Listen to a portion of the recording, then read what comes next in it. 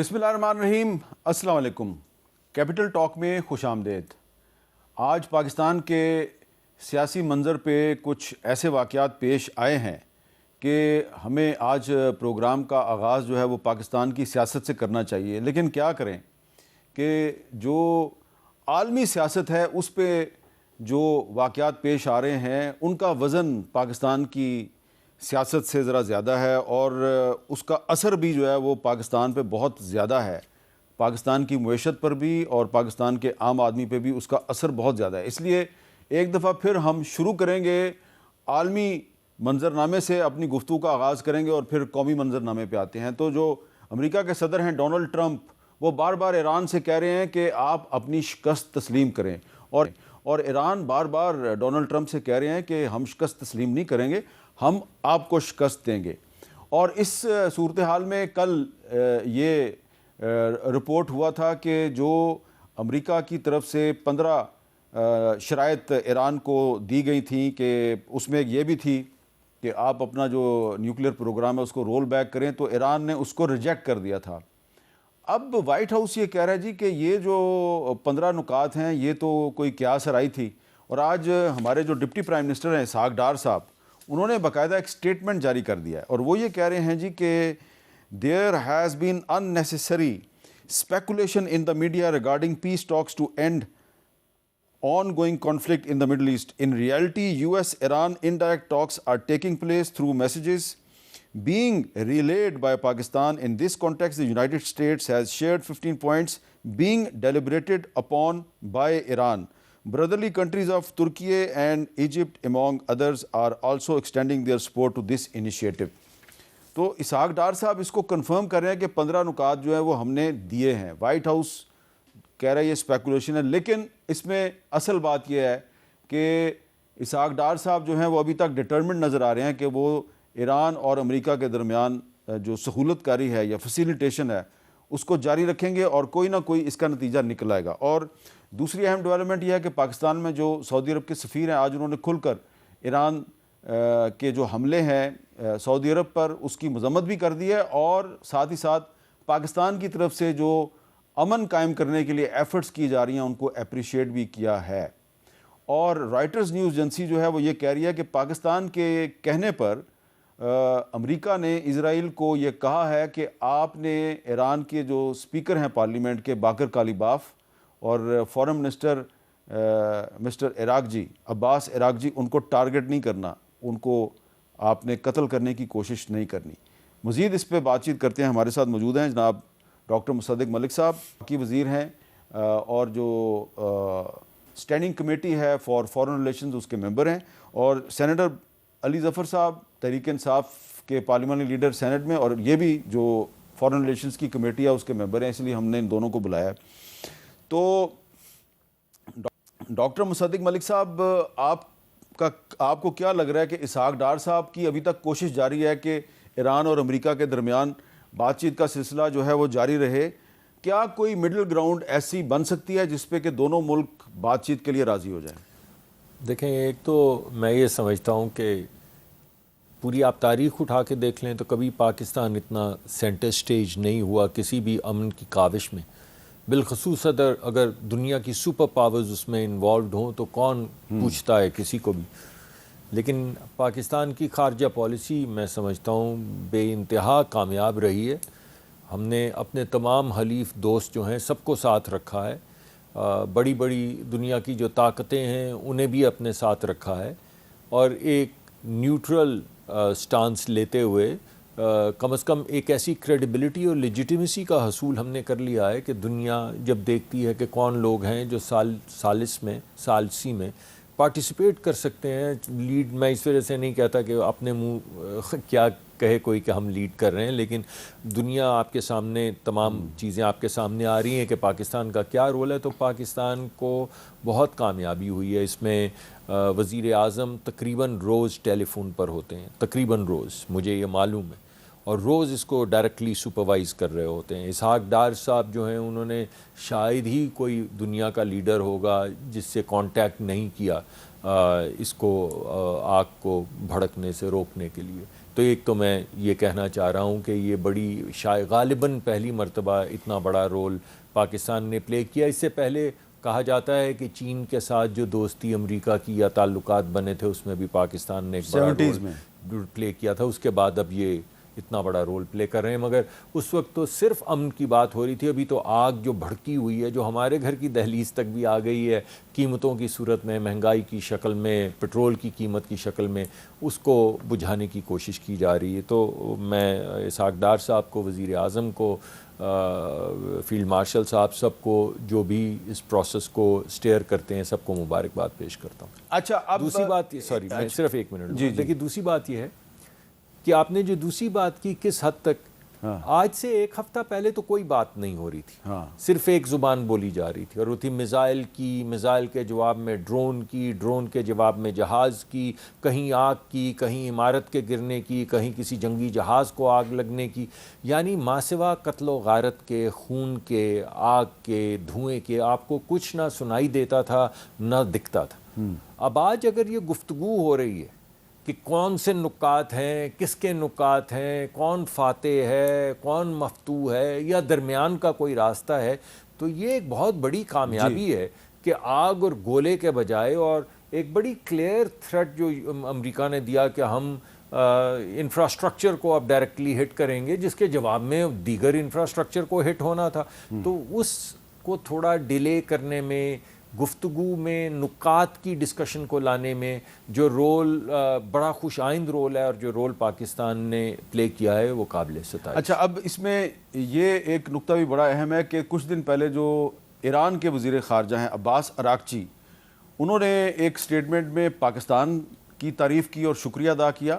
اور آج پاکستان میں جو سعودی عرب کے سفیر ہیں، انہوں نے ایک ویڈیو سٹیٹمنٹ میں پاکستان کا جو کردار ہے اس کی تعریف کیا ہے. ذرا آپ کو میں سنوانا چاہتا ہوں علی ظفر صاحب، سعودی امبیسڈر کا جو سٹیٹمنٹ ہے اس کا ایک کلپ سن لیں.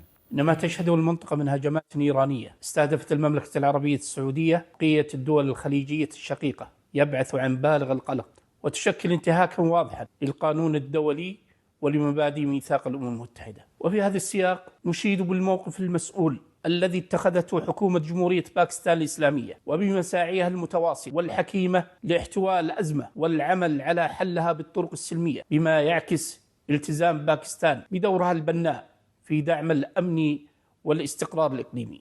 اچھا علی ظفر صاحب، انہوں نے ایک تو جو ان پر حملے کیے جا رہے ہیں ان کی مذمت کی ہے، لیکن ساتھ ہی ساتھ پاکستان کی جو سفارتی کوششیں ہیں اس کی بھی تعریف کی ہے. اب میرا بھی آپ سے یہی سوال ہے کہ ایران کے وزیر خارجہ بھی پاکستان کا شکریہ ادا کر رہے ہیں اور سعودی عرب بھی پاکستان کی تعریف کر رہا ہے. کیا پاکستان اس پوزیشن میں ہے کہ وہ امریکہ اور ایران میں بات چیت شروع کروانے کے لیے دونوں کو کسی کامن گراؤنڈ پہ لے آئے، کوئی ایسے نکات جس پہ کہ بات چیت ہو سکے؟ کیونکہ ابھی تک تو ٹرمپ صاحب جو کہہ رہے ہیں کہ ایران شکست تسلیم کر لے، ایران کہہ رہا ہے ہم شکست تسلیم نہیں کریں گے، ہم آپ کو شکست دیں گے. تو آپ کیونکہ انٹرنیشنل لا پہ بھی آپ کی نظر ہے، وہ کون سے ایسے 2-3 پوائنٹس ہیں جس پہ کہ ایران اور امریکہ کی بات چیت شروع ہو سکتی ہے؟ یہ دیکھیں، سب سے پہلے تو ایک آپ پاکستانی کی چھوڑ دیں پوزیشن، پاکستان کی کیا پوزیشن ہے، آپ ذرا ایک انسان کے طور پہ سوچیں، اس دنیا کے باشندے کے طور پہ سوچیں، تو اس میں کوئی شک نہیں کہ جو جنگ شروع کی ہے امریکہ نے اور اسرائیل نے ایران کے اوپر، یہ ایک غیر قانونی اور ناجائز جنگ ہے. جی بالکل اسی طرح جس طرح جب پولینڈ کے اوپر ہٹلر نے حملہ کیا تھا تو چرچل نے کہا تھا کہ یہ دس از اے ٹریچرس وار، دس از اے امورل اینڈ الیگل وار، یعنی کہ یہ غیر قانونی اور ناجائز اور غیر اخلاقی ایک اٹیک ہے. بالکل اسی طرح جس طرح آپ کو یاد ہوگا جب جاپان نے حملہ کیا تھا امریکہ پہ، تو امریکہ نے کہا تھا کہ دس از اے ٹریچرس اٹیک، یعنی کہ یہ بدنیتی پہ مبنی ایک حملہ ہے. میں یہ سمجھتا ہوں ایک اس دنیا کے باشندے کے طور پہ کہ یہ جو ایران کے اوپر حملہ کیا گیا ہے اسرائیل نے اور یو ایس اے نے، یہ ایک ٹیررسٹ اٹیک ہے قانون کے مطابق. اب وہ الگ بات ہے کہ قانون جو ہے اس وقت بین الاقوامی قانون وہ کتنا اس وقت نافذ ہو رہا ہے اس دنیا میں، اس پہ بات کرتے ہیں، لیکن اس میں کوئی شک نہیں کہ یہ غیر قانونی جنگ تھی. اب آپ کا سوال یہ تھا کہ اس سچویشن میں جہاں ایک غیر قانونی جنگ چل رہی ہے اور حملہ ہو رہا ہے اور ایک ملک اپنے آپ کو ڈیفینڈ کر رہا ہے، اس میں خواہش کیا ہونی چاہیے سارے ممالک کی اور کیا کوشش ہو سکتی ہے پاکستان کی؟ خواہش تو بڑی سمپل اس کا جواب ہے کہ خواہش سارے ممالک کی یہی ہے کہ جنگ بندی ہو، کیونکہ اس کا امپیکٹ جو ہے، اس کا جو اثر ہے وہ بہت دور تک ہر اکانومی پہ، ہر ملک پہ ہے، نہ صرف پاکستان بلکہ جتنے خطے کے ملک اور بلکہ یورپ تک اور لیٹن امریکہ تک جتنے ممالک ہیں، افریقہ میں جتنے ممالک ہیں، ان سب پہ اس کا بہت گہرا اثر ہے۔ تو اس لیے جنگ بندی تو ہر ایک کی خواہش ہے۔ اب پاکستان کا کیا رول ہے؟ میرا خیال ہے کہ پاکستان کی جو فورن پالیسی ہے اس وقت، جس پہ اس وقت ہندوستان بھی بڑے ناراض ہے ہمارے سے اور جیلس ہے، حسد ہے ان کو، وہ ایک اچھا رول ادا کر رہے ہیں، لیکن ایک بڑی ٹائٹ روپ ہے، یعنی کہ ایک رسی پہ ہم بیلنس کر کے چل رہے ہیں۔ اس وقت ہم ایک ثالثی کا رول ادا کرنے کی کوشش کر رہے ہیں۔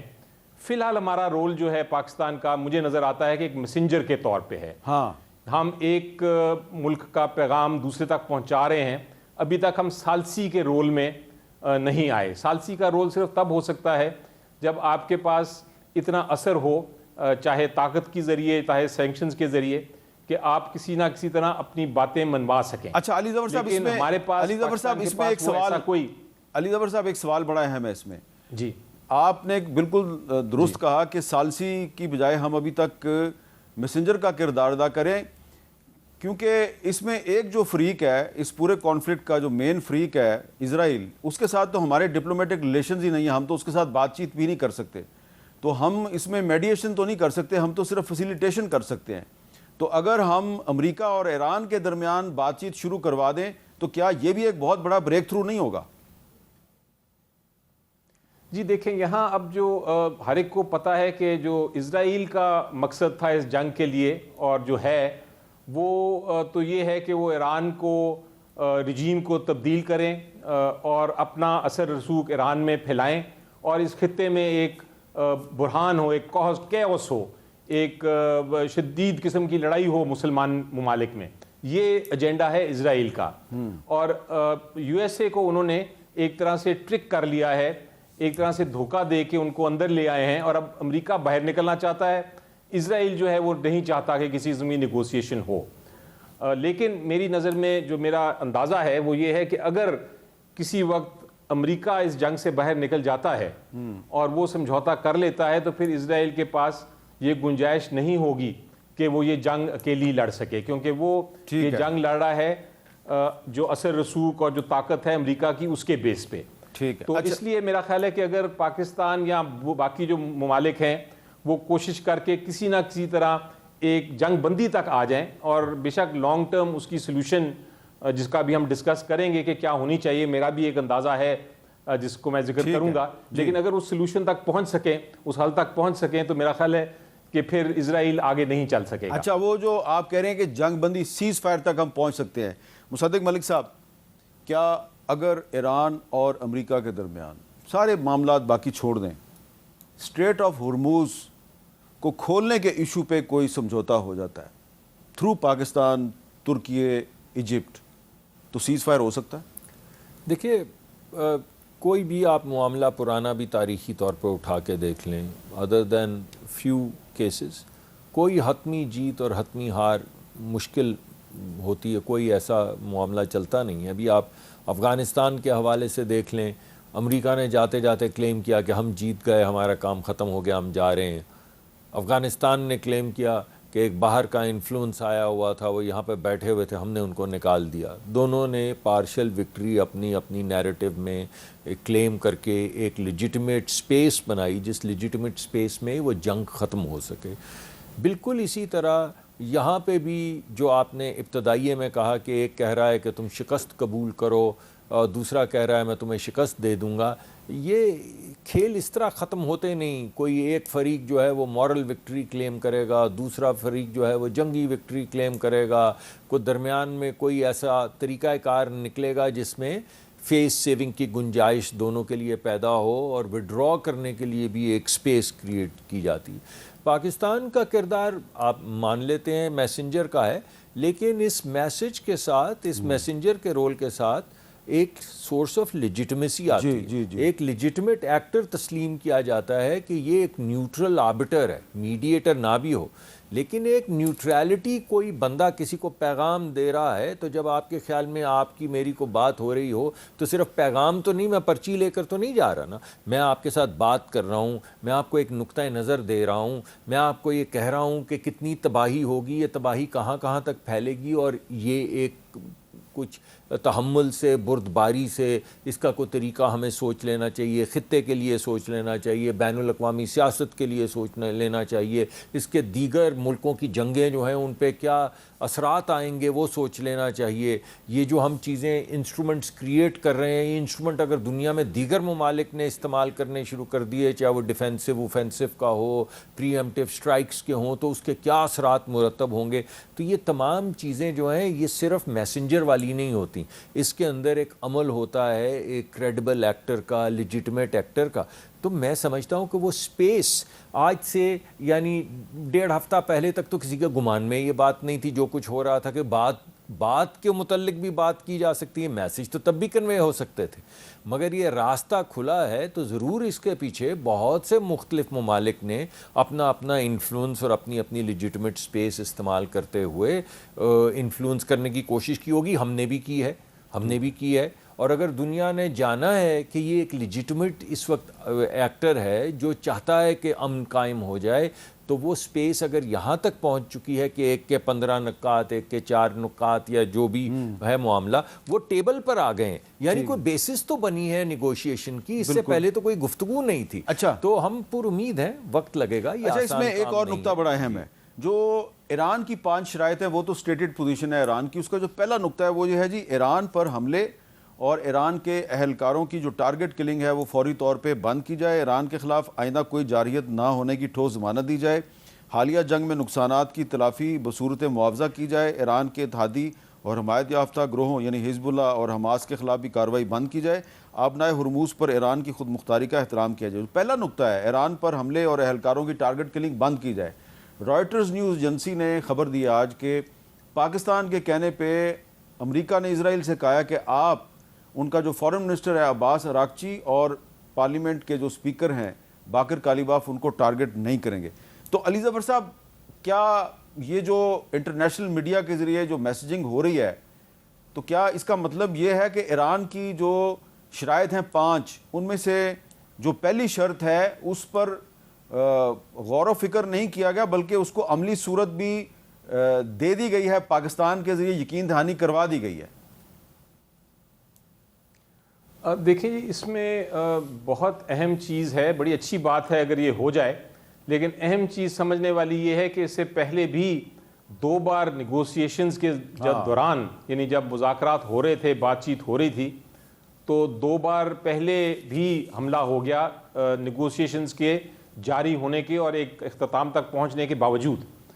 تو پاکستان کو ابھی فی الحال جو کر رہا ہے، جیسا میں نے کہا کہ بالکل درست ہے، ہم ایک میسنجر چلیں، آپ اس کو فیسیلیٹیٹر کہہ لیں، لیکن ہمیں کسی قسم کا گارنٹور یا کسی قسم کا ہمیں ایک کمٹمنٹ کے ساتھ انوالو ہونے کی ضرورت نہیں ہے۔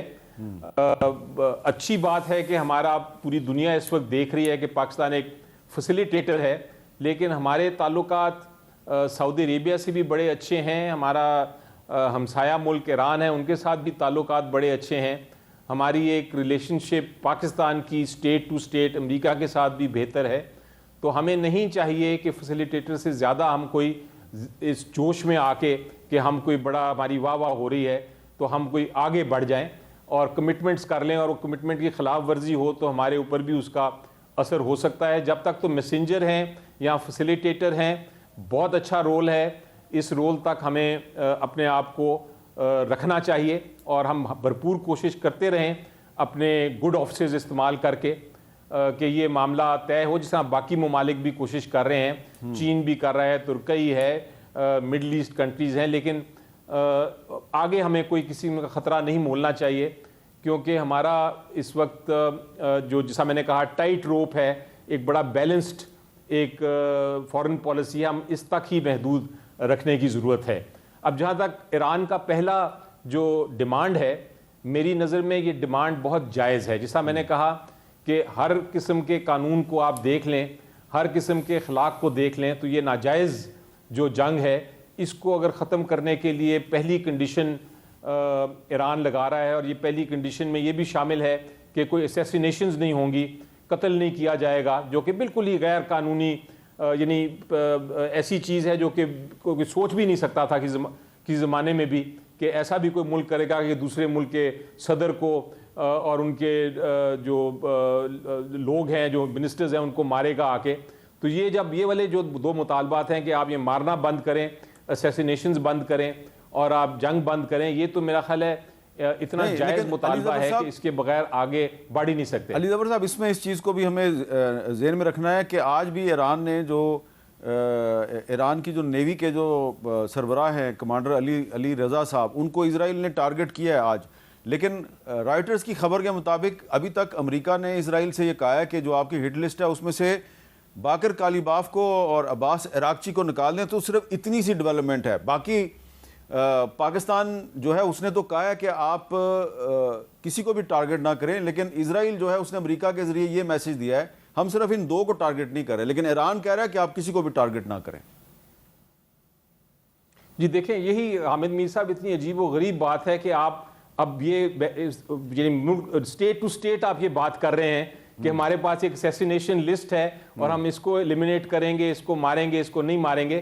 یہ بات ہی اتنی عجیب و غریب ہے کہ آپ اگر ایک قانون دان کے تحت طور پہ, آپ ایک شہری کے طور پہ آپ اگر اس کو سوچیں تو یہ بات کرنی ہی نہیں چاہیے. لیکن جیسا میں نے کہا کہ آج کل کا نیا ورلڈ آرڈر جو ہے جس میں یونائٹڈ نیشنز میرے مطابق بالکل فیل ہو گیا ہے, بین الاقوامی قوانین جو ہیں بالکل فیل ہو گئے ہیں. یہ آج کل کی دنیا میں جہاں مائٹ از رائٹ یعنی طاقت کا ہی زور ہے, جنگل کا بھی قانون اس کو میں نہیں کہوں گا, اس کو میں کہوں گا مائٹ از رائٹ, کہ جس کے پاس طاقت ہے وہ جو مرضی کرتا پھرے. تو اس قسم کی بات جب آپ سنتے ہیں تو آپ کو لگتا ہے کہ یہ تو کسی قسم کا سمجھوتا نہیں آپ کو ہورائزن پہ نظر آتا, یا آپ کو نہیں نظر آتا کہ ایسا ہوگا. کیونکہ اگر آپ اس طرح کی بات کر رہے ہیں کہ ہم ایک کو ماریں گے, تین کو نہیں ماریں گے, دو کو ماریں گے, اس کو ہم چھوڑ دیتے ہیں, آپ کو ہیں کون جو آپ یہ فیصلے کریں کہ میں نے کس کو مارنا ہے کس کو نہیں مارنا. اچھا, اس میں دو اہم ڈیولپمنٹس ہیں. یونائٹڈ نیشنز کی جو ہیومن رائٹس کونسل ہے اس میں ایران کے حملوں کے خلاف قرارداد منظور ہوئی ہے, لیکن اسرائیل اور امریکہ کے حملوں کے خلاف قرارداد منظور نہیں ہوئی. لیکن ساتھ ہی ساتھ جو عمران خان صاحب کے جو ایک برخوردار ہیں قاسم خان صاحب, ان کا جو یونین سے ایک مطالبہ ہے اس پر ہمارے ہاں کافی ریئیکشن آیا ہے. ہمارے انفارمیشن منسٹر جو ہیں عطا اللہ تارڑ صاحب, انہوں نے آج بڑی لمبی بات کی ہے, ذرا ان کا بھی ایک کلپ سن لیں. قاسم خان نے وہاں پہ جا کے تقریر کر دی. ملک دشمنی میں اتنا آگے چلے گئے ہیں کہ جماعت پہلے آئی ایم ایف سے کہتی ہے کہ پاکستان کو سپورٹ نہ کیا جائے, پاکستان کو بیل آؤٹ نہ دیا جائے, پھر آپ جی ایس پی پلس پاکستان کا واپس لینے کی کوشش کرتے ہیں. پہلے ملتے ہیں عارف اجاکیہ کو. عارف اجاکیہ کون ہے؟ یہ کراچی میں پیدا ہوئے تھے, یہ آج کل برطانیہ میں بھارت کی کیمپین چلاتے ہیں. یہ عارف اجاکیہ اینٹی پاکستان پرو انڈیا, یہ آپ کی سازش میں شامل تھا کہ یو این میں جا کے پاکستان کے جی ایس پی پلس سٹیٹس کو واپس لینے کی ایک سازش کی جائے. تو عطا تارڑ صاحب نے یہ الزام لگایا ہے کہ قاسم خان نے پاکستان کا جو جی ایس پی پلس سٹیٹس ہے اس کو ختم کرنے کی سازش کی ہے. قاسم خان صاحب نے جی ایس پی پلس سٹیٹس کے حوالے سے کیا بات کی ہے, ذرا وہ بھی سن لیں. Pakistan made binding commitments under the GSP Plus framework to uphold the international human rights conventions it ratified, including the International Convent on Civil and Political Rights and the Convention Against Torture. My father's arbitrary detention, his solitary confinement, the denial of medical care, the blocking of family visits, each of these violate those treaty obligations. تو اس پہ ایک تو حکومت کا موقف ہے, دوسری طرف یہ بھی کہا جا رہا ہے, کچھ جو اینالسٹ ہیں, کچھ جو میڈیا آؤٹ لیٹس ہیں, وہ یہ دعویٰ کر رہی ہیں کہ یہ قاسم خان صاحب نے یہ نہیں کہا کہ پاکستان کا جی ایس پی پلس سٹیٹس جو ہے اس کو منسوخ کر دیا جائے, بلکہ انہوں نے اس کا ذکر کیا ہے کہ پاکستان جو ہے وہ اس معاہدے کے تحت پابند ہے. اس سلسلے میں اخبار جو ہے اس نے اس پر یہ واضح طور پہ کہا ہے, the claim that a viral clip shows former prime minister Imran Khan son Qasim demanding the suspension of Pakistan G S P plus status with the European Union at a UNHRC summit is false. اب اس میں مزید کیا کہانی ہے، اس پہ بات کرتے ہیں ایک وقفے کے بعد۔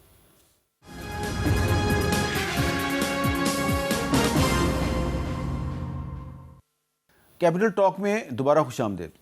مصدق ملک صاحب، اب ہم آ جاتے ہیں پاکستان کی سیاست پہ۔ تو جو آج قاسم خان صاحب کی جو ایک تقریر ہے اس پر کافی ایک ریاکشن آیا حکومت کی طرف سے، اور چیف منسٹر کے پی کے سہیل آفریدی صاحب کی آج گرفتاری کا آرڈر کر دیا ہے ایک عدالت نے۔ عالیہ حمزہ صاحبہ جو ہیں ان کو آج گرفتار کر لیا گیا ہے۔ مراد سعید صاحب سینٹ کے ممبر بن گئے تھے، ان کو بھی ڈسکوالیفائی کر دیا گیا ہے۔ تو بہت زیادہ نہیں ہو گیا آج کے دن میں، ایک دن میں اتنی ڈیولپمنٹس؟ دیکھیے، جو آپ نے ابھی کلپ چلایا ہے، جن بچیوں کو انگریزی آتی ہے ان کو بڑی صاف و شفاف الفاظ میں پتہ چل گیا ہوگا کہ انہوں نے کیا کہا ہے۔ انہوں نے 3 چیزوں کا ذکر کیا ہے۔ انہوں نے پہلے جی ایس پی کو ہیومن رائٹس وائلیشن سے جوڑا ہے، پھر انہوں نے ہیومن رائٹ وائلیشن کو اپنے ابا سے جوڑا ہے، عمران خان صاحب سے جوڑا ہے۔ اور اگر آپ وہ جملے سن لیں تو اس میں کچھ ابہام نہیں۔ ہاں، انہوں نے اگر انگریزی میں یہ نہیں کہا کہ I want you to ban Pakistan اور exclude Pakistan from G S P plus, تو یہ اس کے علاوہ تو سب کچھ انہوں نے کہا ہے کہ جناب جی ایس پی کی ایک جو ریکوائرمنٹ ہے وہ وائلیشنز ہیں اور ہمارے ابا کے خلاف وائلیشنز ہو رہی ہیں، یہ وہ کہہ رہے ہیں۔ وہ کہہ رہے ہیں پاکستان کے پاس جی ایس پی ہے، جی ایس پی کے اندر یہ بنیادی کچھ قراردادیں ہیں اور ہمارے ابا جو ہیں کیونکہ اس وقت جیل میں ہیں، ان قراردادوں کی خلاف ورزی ہو رہی ہے۔ تو اس کے بعد کیا کہنا رہ گیا تھا؟ بڑی عجیب سی بات ہے یہ، جو بھی کوئی اس کی اور انٹرپریٹیشن کر رہا ہے۔ اور اگر یہ اکیلے میں ہو بات، صرف یہی بات ہو، اور وہ جو آئی ایم ایف والا معاملہ ہے جس میں آپ کے سامنے وہ ریکارڈنگز آ گئی تھی، کسی نے ڈینائی بھی نہیں کی، جس میں جو اس وقت کے وزیر خزانہ تھے وہ کہہ رہے تھے، پرانے وزیر خزانہ، کہ آئی ایم ایف کا پروگرام مل جائے گا تو ملک سٹیبل ہو جائے گا۔ تو بھائی میرے 2 وزراء کو کہہ رہے تھے جہاں پہ ان کی حکومت تھی کہ تم اس کو خط لکھ کے اپوز کر دو تاکہ پاکستان کو اس وقت پیسے نہ ملیں اور پاکستان بینکرپٹ ہو جائے۔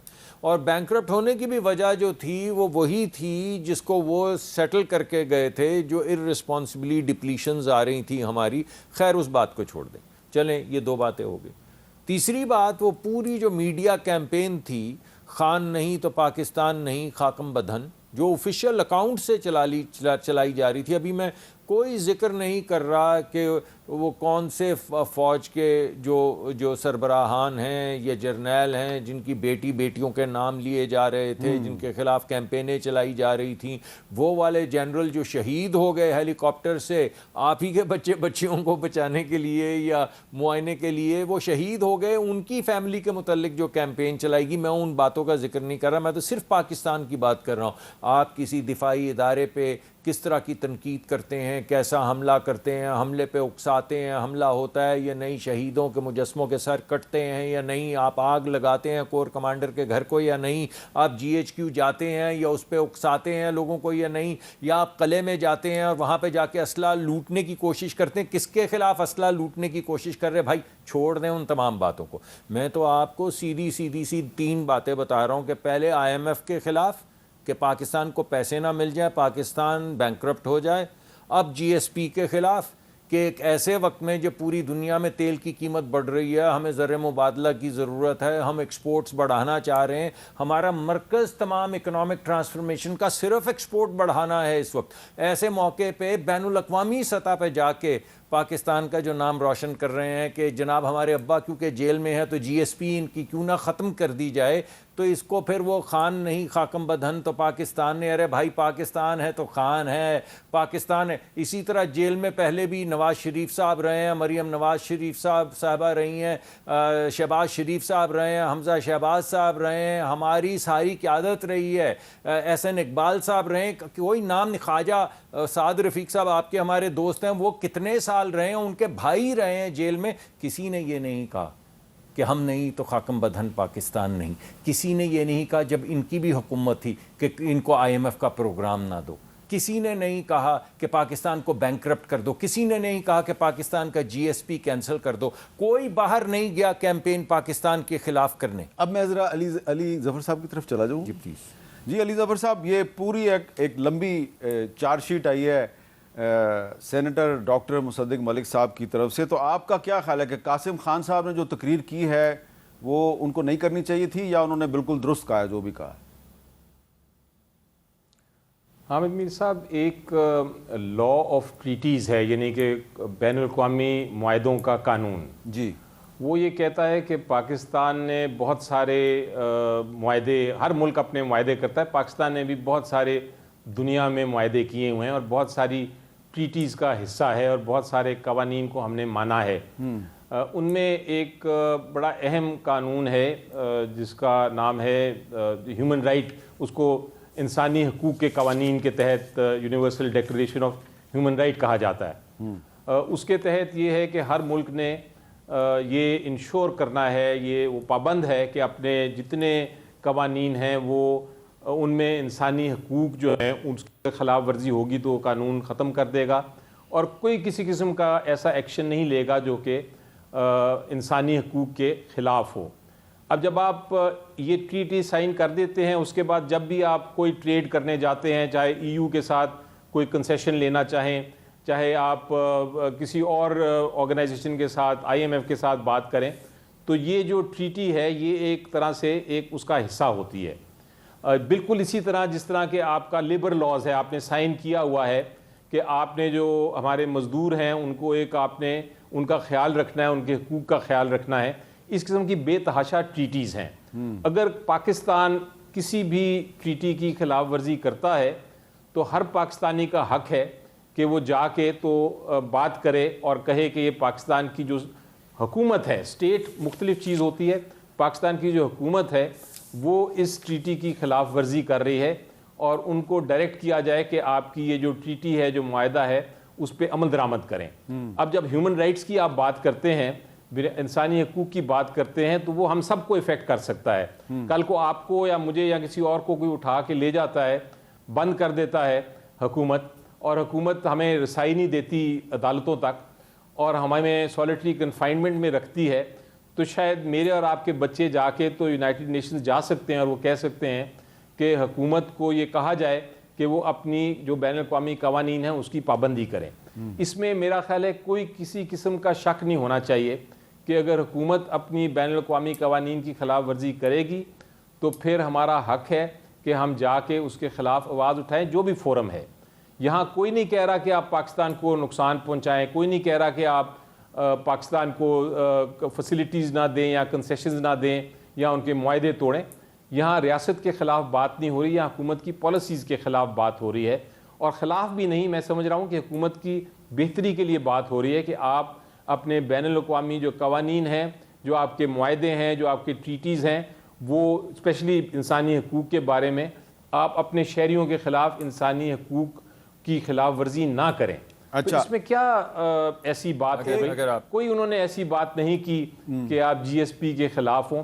ابھی مصدق صاحب میرے بھائی ہیں، انہوں نے بڑی باتیں کی کہ جناب بہت سارے لوگ جو تھے ان کو جیلوں میں ڈال دیا گیا. ٹھیک ہے، یہ ہوتا رہا، ہمارے پاسٹ میں ہم نے دیکھا، ماضی میں دیکھا کہ جو سیاسی جماعتیں ہیں ایک دوسرے کے خلاف استعمال کرتی رہی ہیں یا استعمال ہوتی رہی ہیں کسی اور کے ایجنڈے پہ، اور وہ جیل میں ڈالتے رہے ہیں ایک دوسرے کو. یہ نواز شریف صاحب نے زرداری صاحب کو ڈالا، زرداری صاحب نے نواز شریف صاحب کو ڈالا، بے نظیر بھٹو کے خلاف باتیں ہوئیں، ان کو جیل میں ڈالا گیا. اس کا یہ مطلب نہیں ہے کہ جو آج ہو رہا ہے وہ مصدق ملک صاحب کوئی چیز رسپونڈ کرنا چاہ رہے ہیں، لیکن میں ایک چیز ایکنالج کرنا چاہتا ہوں اور میں یہ مینشن کرنا ضروری سمجھتا ہوں کہ جب عمران خان کی حکومت تھی اور آپ کی مسلم لیگ نون کی ایک اہم سیاسی شخصیت جاوید لطیف کو بغاوت کے مقدمے میں گرفتار کیا گیا، تو یہ علی ظفر صاحب نے ہمارے پروگرام کیپٹل ٹاک میں ببانگ دوہل ایز سینیٹر اس کی مذمت کی تھی. تو ایک میں نے صرف یاد دلانا تھا. اب آپ نے جو رسپونڈ کرنا کریں. نہیں، علی بھائی تو ہمارے ساتھ کھڑے ہوتے، بے شمار چیزیں، واحد آدمی، واحد تو نہیں ایک دو ہوں گے مگر واحد حقیقت میں آدمی ہیں جن کے ساتھ جب بات کرتے ہیں تو زیادہ تر ہمارا اتفاق رائے ہوتا ہے.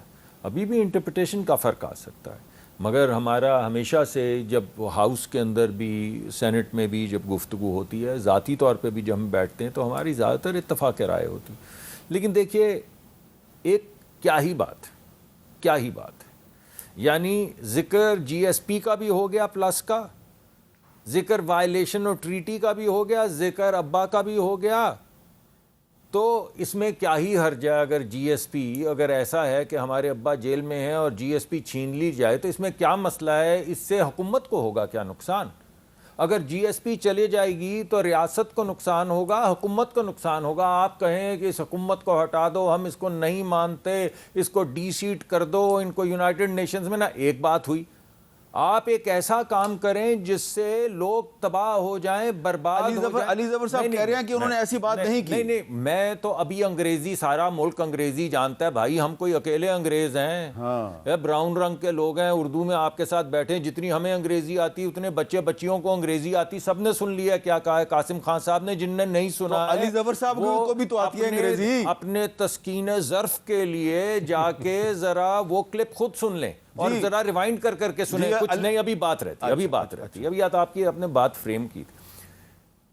کیا ہی بات ہے کہ نواز شریف صاحب کو بیٹے سے نہ تنخواہ لینے پہ 7-14 سال قید کر دیا جائے. کیا ہی بات ہے.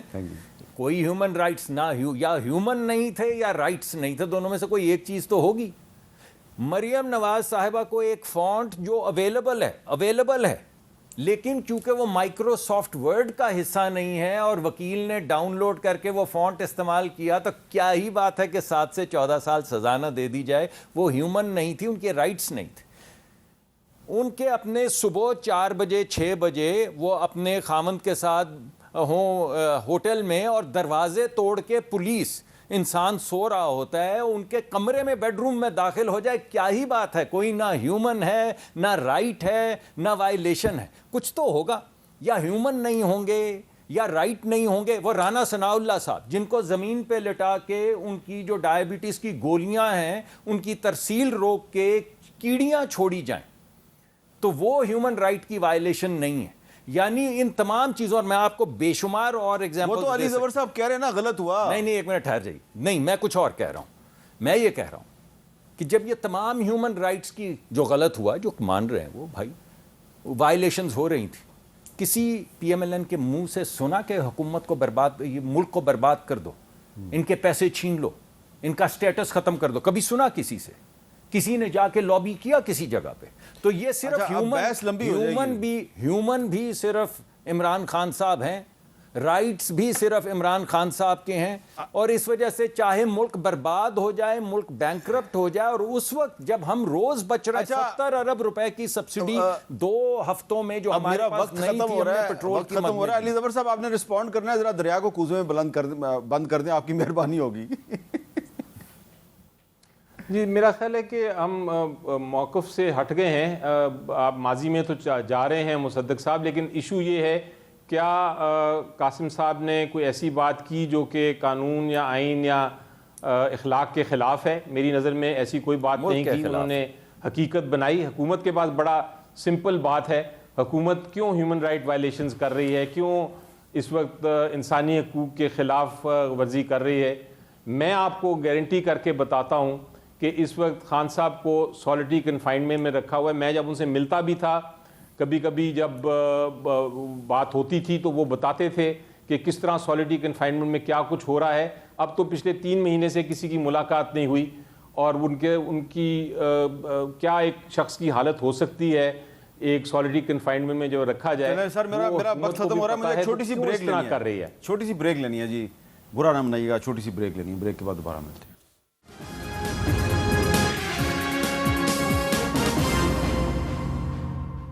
کیپٹل ٹاک میں دوبارہ خوش آمدید. ہمارے دوست مصدق ملک صاحب جو ہیں وہ قاسم خان سے ناراض ہیں.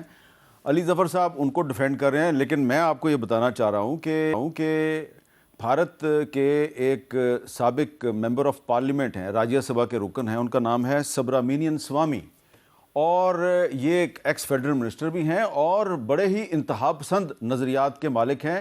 جو بی جے پی کا نظریہ ہے یہ اس سے بھی زیادہ سخت نظریات رکھتے ہیں, اور بی جے پی سے ان کا تعلق بھی رہا ہے. انہوں نے اپنے ملک کے پرائم منسٹر نریندر مودی کے بارے میں کچھ ایسی باتیں کر دی ہیں جو مجھے ٹی وی کی اسکرین پہ چلاتے ہوئے بھی تھوڑی سی شرم آ رہی ہے. لیکن کیا کریں کہ مودی صاحب جو ہیں ان کے بارے میں اب ان کے اپنے ہی ملک سے ان کی اپنی ہی پارٹی کے لوگ کچھ باتیں کر رہے ہیں. اور یہ جو انٹرویو کا میں کلپ آپ کو سنانے لگا ہوں, یہ جو انٹرویو کیا ہے جن صاحب نے, ان کو بائی فورس کہا گیا کہ ہٹا دو اس کو, اور انہوں نے یوٹیوب سے ہٹا دیا ہے. لیکن مجھے انڈیا سے کسی نے بھیج دیا ہے, اور یہ بالکل جینون کلپ ہے, ذرا سنیں وہ کیا کہہ رہے ہیں. پلسٹین فائل میں بھارت کے لوگوں کے نام آنے لگے تو بڑا ہم دکھی ہوا. 3 سال کی بچیوں کو کے ساتھ سیکس کر رہے ہیں, تو مجھے بڑا آشچर्य ہوا جب بھارت کے لوگوں کے نام آنے چاہیے, لیکن ان کے نام آنے کی ضرورت کیا تھی؟ دیکھو یہ ایک بیماری ہے. میں 3-4 نام مہیلا کے دے سکتے ہیں جو ایم پی بنے ہیں, وہ جا کر سونا پڑا ان کے ساتھ, مودی کے ساتھ. ایک منسٹر بنے سو کر. ایپسٹین تو وہاں یہ جیسے جی بی روڈ میں چلتی ہے ویسے وہ چلا رہا تھا, لوگ جا رہے تھے وہاں. کون کون انڈیا سے جانتے تھے, بڑی لسٹ ہے, بٹ اس کو ابھی چھوڑ دیں. پہلے بڑا آدمی کو پکڑو. جی سبرامنین سوامی صاحب کہہ رہے ہیں پہلے اپنا مودی صاحب کو پکڑو, جن خواتین کے ساتھ وہ گلچھرے اڑاتے رہے ان کو پارلیمنٹ کا ممبر بنایا گیا, ان میں سے ایک کو منسٹر بھی بنا دیا گیا. مصدق ملک صاحب یہ جو اس وقت انٹرنیشنل سچویشن ہے, اس میں پاکستان تو ڈپلومیٹک ایفرٹس کر رہا ہے, اور لیکن مودی صاحب کچھ اور ہی کر رہے ہیں. کیا کہیں مودی صاحب کے متعلق, جس شخص کو اپنے بچے بچیوں کی پرواہ نہیں, جو ان کو جس طرح کشمیر میں اپنے بچے بچیاں جو ان کے ساتھ سلوک کر رہے ہیں, جو مسلمانوں کے ساتھ سلوک کر رہے ہیں, گجرات میں جو وہ کر چکے ہیں, اس کے بعد ان سے کیا آپ امید لگائے بیٹھے ہیں, کیا اچھا اور کیا برا؟